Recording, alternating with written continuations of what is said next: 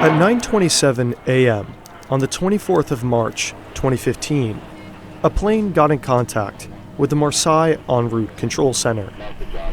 It was an Airbus A320-211, operated by Germanwings, headed from Barcelona to Düsseldorf. Everything seemed normal. The captain read back the air traffic controller's clearance at 9:30, allowing him to fly to an en route waypoint. Only a few minutes later, something was off. The control center in Marseille saw that the altitude for the aircraft was around 30,000 feet, almost 2,000 feet lower than the original cruise altitude, and declining. Marseille contacted the plane and asked what altitude the plane was cleared for, but they received no response at all. Over the next 30 seconds, Marseille tried to contact the flight crew 2 more times. No answer. At 9:34, the control center tried a different frequency, but again, no response. From 9:35 until 9:39, the Marseille control center tried to contact the flight crew multiple times over different frequencies.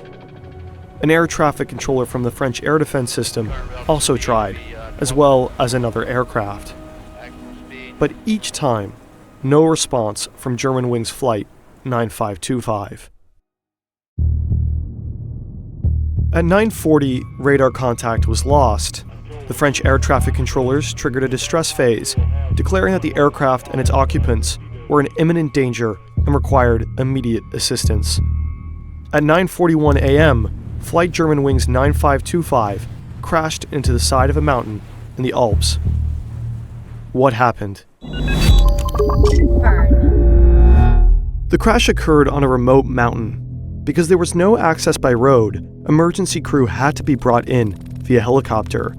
The plane was completely destroyed, the debris field vast, but the pieces of the craft small. The cockpit voice and flight recorder were found in the same week, although they were both severely damaged. When flight investigators stitched together the data, a story of intentional action formed. The plane was hijacked, but not by terrorists. Let's go back.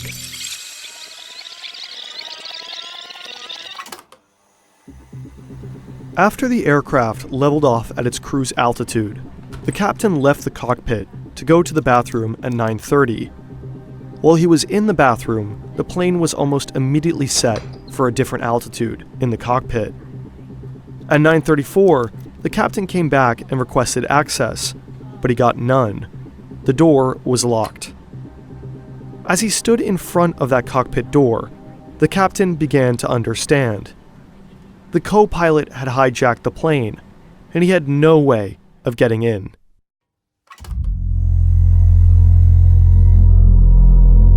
After 2001, cockpits were changed in order to protect those flying the plane from potential hijackers. To enter the cockpit, a crew member has to call the cockpit on the intercom and press the pound key on a keypad, which buzzes the cockpit. At that moment, the pilot can switch the door control from norm to unlock, and the crew member can enter. The crew is also given emergency codes, which they can use if there are concerns for those in the cockpit. In that case, the crew member will use the emergency code on the keypad, triggering a 30-second timer, and the cockpit door will open for 5 seconds. However, there are situations where those in the cockpit want to override the access by the crew, like during a hijacking. In that situation, the pilots can switch the door control to lock, overriding all emergency access. And it's that mechanism that the co-pilot used to permanently lock access to the cockpit while the plane began to descend. The captain was locked out of the cockpit without any control. At 9:39, the cockpit voice recorder picked up violent blows on the cockpit door. The captain had repeatedly tried breaking in to gain access, but the cockpit door was reinforced. Made to withstand armed hijackers, the captain stood little chance. In the last minutes, the passengers, crew, and captain all knew that the plane was going down. No one survived the crash. 144 passengers, 4 cabin crew, and the captain and co-pilot died. Amongst the passengers was an entire school class, returning from a field trip to Spain. The captain, Patrick Sondenheimer, was a 34-year-old father of 2.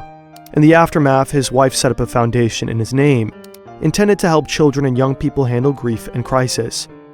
He had thousands of total flight hours, and his last moments were dedicated to trying to save the plane and passengers.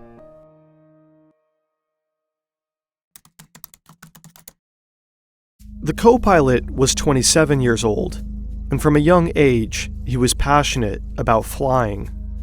His bedroom had posters of Airbus, Boeing, and Lufthansa, and he'd become an expert glider pilot as a child. He joined Lufthansa's flight academy straight out of school, but only a few months into the program, he stopped. He was suffering from a deep depressive episode, treated with antidepressants, and spent multiple months in the care of a psychiatrist. Eventually, he received a medical recommendation declaring that he was in remission. After a few months, his student pilot license and fit-to-fly medical certificate were restored. But if he needed any more psychiatric treatment, he'd be grounded from flying. But he continued with his training until he ran into a problem.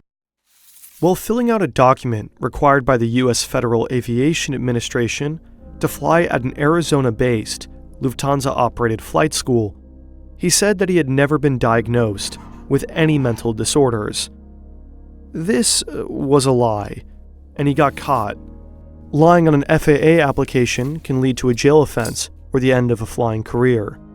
But the FAA gave him a second chance. He admitted to depression and was accepted to go to Arizona. In 2013, he joined Germanwings, a low-budget airline owned by Lufthansa. And a year later, his depression returned. He thought he was going blind, visiting ophthalmologists and neurologists multiple times per week because he was seeing stars, halos, flashes of light, streaks, and flying insects.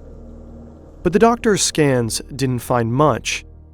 He was diagnosed with hypochondriacal disorder, as well as emergent psychosis from his family doctor. And that doctor urged him to go to a psychiatric clinic, but he'd do no such thing. Instead, in January of 2015, he returned to the psychiatrist that had helped him in the first place. He received psychotherapy and went on heavy antidepressants while continuing to work and fly. From February to March, he received multiple sick notes from multiple doctors. He wasn't all right, and he wanted something to change. 4 days before the crash, he turned to his computer to understand the locking mechanism on the Airbus A320 cockpit door. On his outbound flight from Dusseldorf to Barcelona, he tested the descent settings for a moment while Sondenheimer was outside the cockpit. On the return flight, he used it to bring down the plane. How could this have happened? Pilots are required to do health screenings and annual checkups, but mental health is easier overlooked than physical. Since pilots operate under an honor system, they're expected to self-evaluate their health. And this can be an issue. The co-pilot was declared unfit to work by his doctor, but he decided to just not tell his employer. But if someone like him is a risk to public safety, a doctor can break doctor-patient confidentiality and report him to authorities.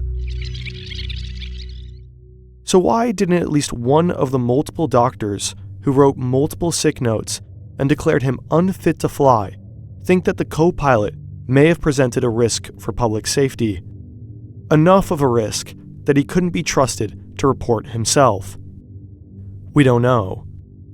The doctors may have believed the co-pilot was a risk to himself, but not to others. Being depressed does not make you a killer. Or maybe the doctors were just scared. Breaking doctor-patient confidentiality does not come without risks. It's even possible cultural factors could have played a role. Privacy and data protection are valued really highly in Germany. But trying to understand why doctor-patient confidentiality wasn't broken is a dilemma and issue best left to healthcare professionals and ethics professors.